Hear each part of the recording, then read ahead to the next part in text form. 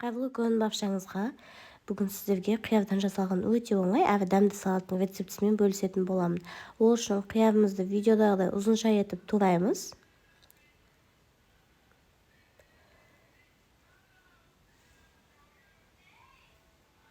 Содан соң болгар бұрышымызды да видеодағыдай майда етіп ұзынша ағып тураймыз.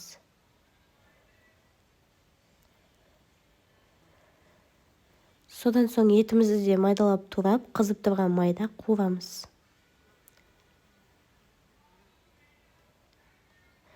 Үстіне өткізгіштен өткізілген сәбізімізді салып, қуырып аламыз.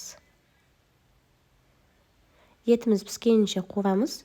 Содан соң 2 қасық соя тұздығын құятын боламыз. Бағана қиярымыздың үстіне чеснок және укроп салатын боламыз. Содан соң бағана қуырылған етімізді салып, жақсылап араластырамыз. Сіздерге де жасап көруге кеңес беремін. Сіздермен болған аяулым.